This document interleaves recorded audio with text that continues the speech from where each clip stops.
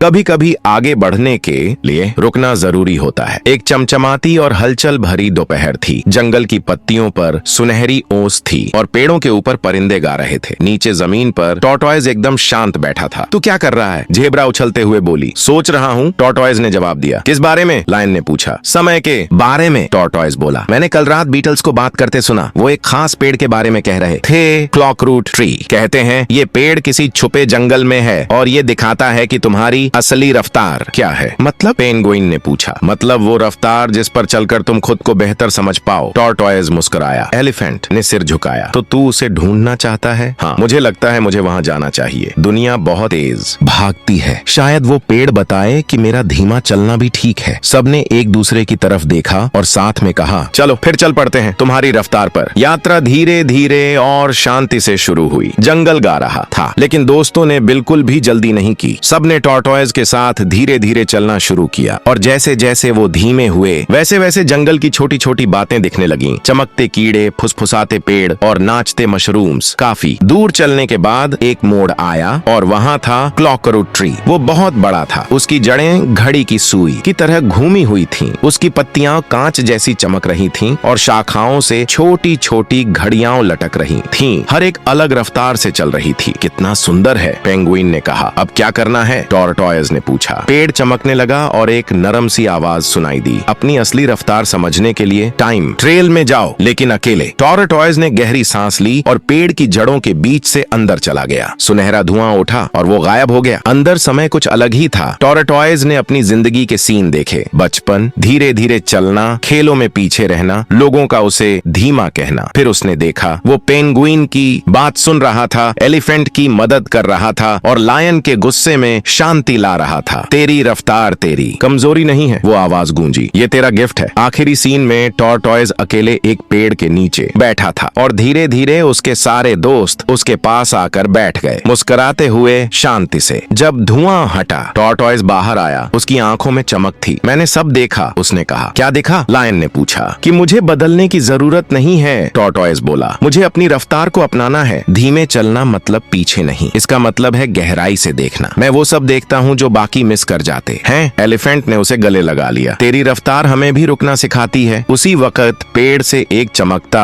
हुआ बीज नीचे गिरा। टॉर्टॉइज ने उसे उठाया। ये शांति का बीज है शायद। चलो इसे हमारे फेवरेट ट्री के पास लगाते हैं, ज़ेब्रा ने कहा, ताकि हमें याद रहे कि रुकना भी जरूरी है। जैसे ही वो सब वापस चले, धीरे आराम से, टॉर्टॉइज मुस्कुरा रहा था। अब उसे यकीन था वो धीमा नहीं था, वो बिल्कुल सही था।